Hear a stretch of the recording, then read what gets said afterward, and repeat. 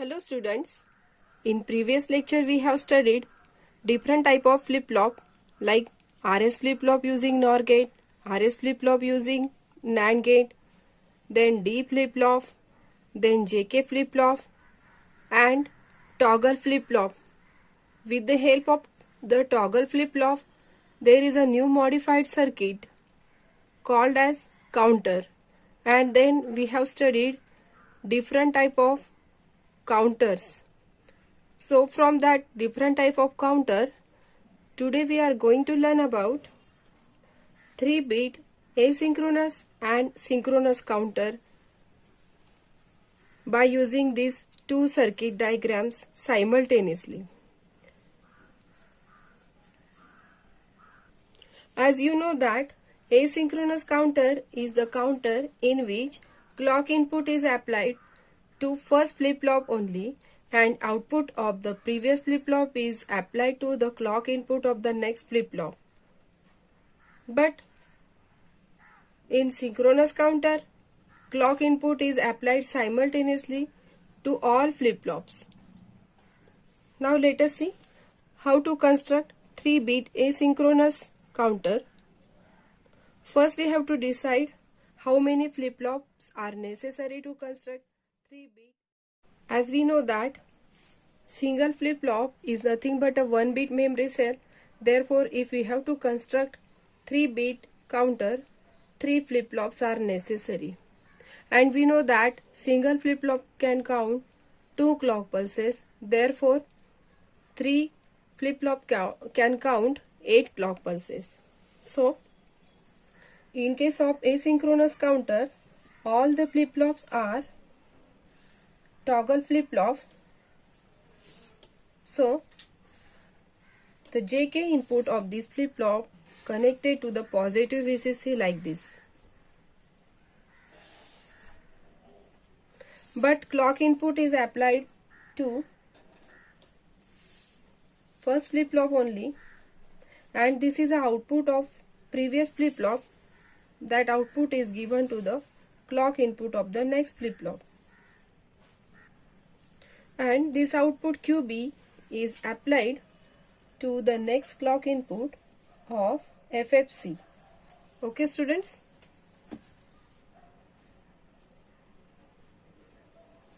By connecting this output QB to the clock input of FFC, this circuit gets completed.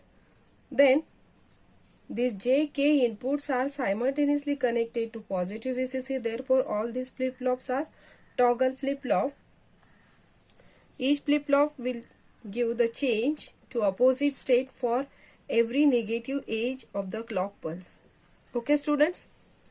And we know that if we have to make all the output 0, whatever the clock input, then we have to use this clear facility.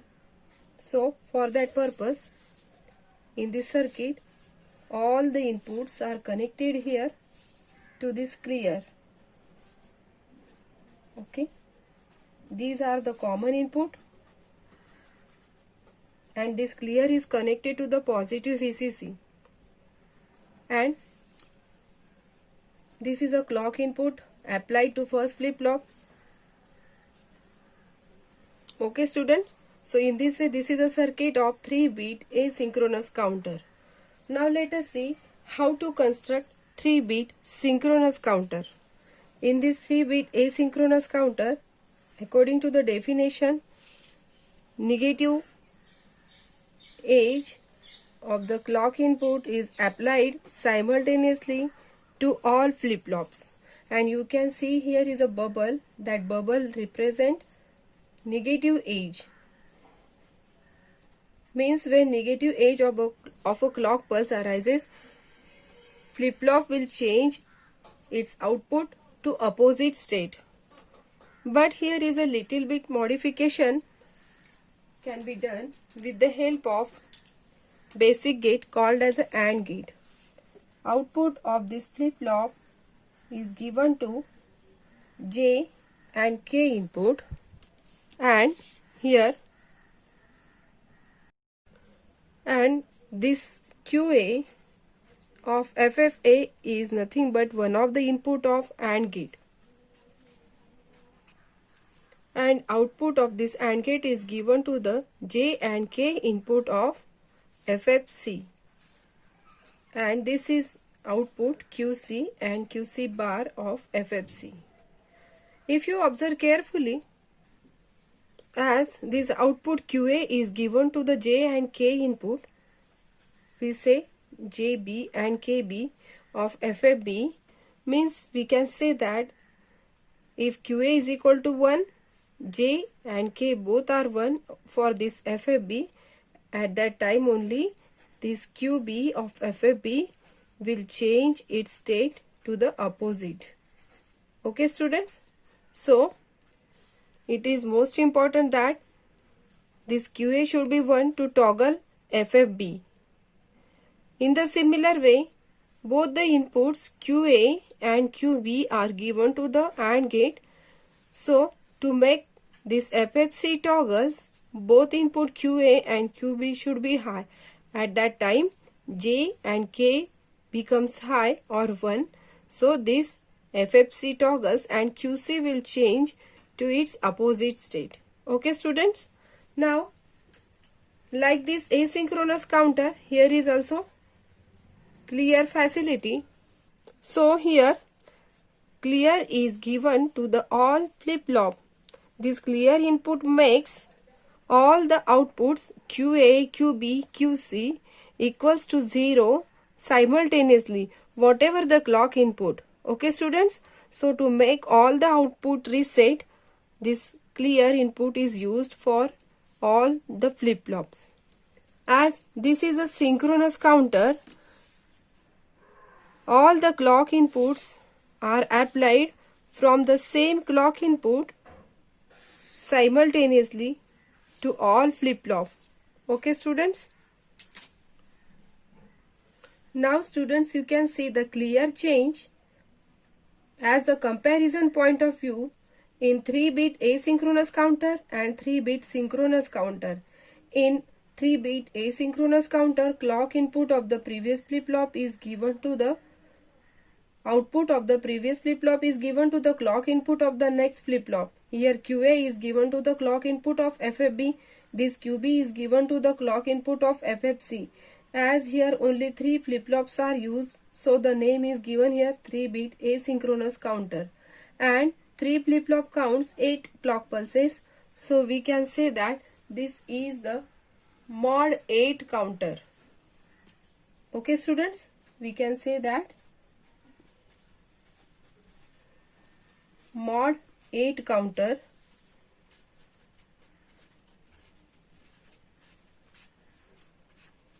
Now in this diagram, as the clock input simultaneously given to the all flip-flop from the same clock input, and this QA is applied to the J and K input, and this is the one of input of this AND gate, and QB is the another input of this AND gate. So this flip-flop is called, this counter is called as synchronous counter. In this synchronous counter, simply we can say that clock input is simultaneously applied to the all flip-flops from same clock input. Okay students. Now as here it is a 3-bit counter, so there are 2 raised to 3 means 8 possible combinations, and this flip-flop is used here toggle flip-flop. Okay students, so 8 possible combinations are here, so this flip-flop counts 8 clock pulses. Now let us see the working of this counter. We can see the working of this counter with the help of this timing diagram, as there are 8 clock pulses. Each flip-flop changes its state for every negative edge of the every clock pulse. Okay students, so here dotted line shows there is a change for every negative clock pulse. Okay students, and Here the waves shows that the output for each flip-flop. For example, this QA in the green color shows the output for FFA, QB shows in the brown color output for FFB, that is QB. Then this QC shows the output for FFC. Okay students, though you can see both the diagrams looking same, timing diagram and truth tables are also same, but here logical diagram of both the synchronous and asynchronous counters are different. Now let us see working of asynchronous counter. When clock input is applied, but this clear inputs, initially we have to keep this clear is equal to 1. So it will give all the output QC, QB, QA 0, 0, 0. Means when initially keep momentarily this CR is equal to 1, it will make reset all flip-flop. That's why we'll get the output QC, QB, QA 0, 0, 0. It is shown in the truth table. Now, when negative edge of the first clock pulse arrives, when negative edge of first clock pulse arrives to the clock input of FFA, then QA of FFA changes from 0 to 1, as this FFA is nothing but toggle flip-flop, because positive VCC is applied to this J and K input, and here negative edge arrives, as this is a negative edge trigger flip-flop, therefore output QA changes from 0 to 1.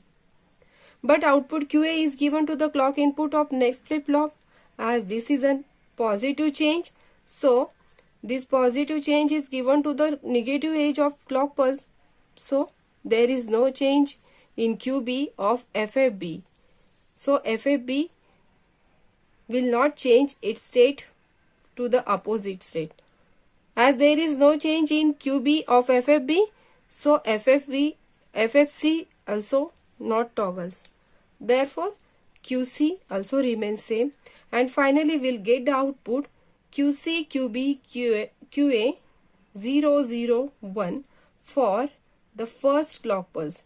And from this timing diagram you can see here this QA changes from 0 to 1. Okay student, but still this QB is 0 and QC is 0. So we'll write here 0, 0, 1. Okay students, by using this timing diagram we will get the clear idea. This QA is equal to changes from 0 to 1. Now when second clock pulse arrives, now consider this second clock pulse. When negative edge of the second clock pulse arrives here, QA of FFA changes from 1 to 0. This FFA toggles and QA of FFA changes from 1 to 0, and this 0 is given to the clock input of FFB. So this is a negative edge trigger flip-flop and FFB toggles and QB of FFB changes from 0 to 1. As this QB is given to the clock input of FFC, but this is 1 and this is a negative edge trigger flip-flop, therefore FFC will not toggle and QC remains same. Thus, for the negative edge of the second clock pulse, we'll get the output QC, QB, QA 0, 1, 0. Now let us see by using this timing diagram. Here for second clock pulse, as this is a negative edge of the second clock pulse, QA changes from 1 to 0. This is shown here, and QB changes from 0 to 1. QC remains 0. It is shown here 0, 1, 0. Okay student? And so on. When negative edge of 7 clock pulse arrives, we'll get the output QC, QB, QA 1, 1, 1. Observe these changes in the truth table. QC, QB, QA 1, 1, 1. So when negative edge of 8th clock pulse arrives, QA changes from 1 to 0. When negative edge of 8th clock pulse arrives, as previous QA is equal to 1, so it changes to opposite state, that is 0. As this 0 is given to the clock input of FFB, so FFB toggles and QB also changes from 1 to 0. This is also negative change, so FFC toggles and QC of FFC changes from 1 to 0. In this way, this counter starts its counting after this 8 clock pulse. Okay students, so we'll get the output respected with the help of this clock input from 1 to 8, and this counter counts 8 clock pulse. So this is called as a mod 8 counter because it counts 8 clock pulses. In this way, this is the working of 3-bit asynchronous counter. Now let us see working of 3-bit synchronous counter. As I have explained here, clock input is simultaneously given to all the flip-flop as compared to asynchronous counter. In asynchronous counter, only clock input is applied to only first flip-flop, and output of this previous flip-flop is given to the clock input of the next flip-flop. But here, simultaneously all the clock inputs are given here from the same source of clock.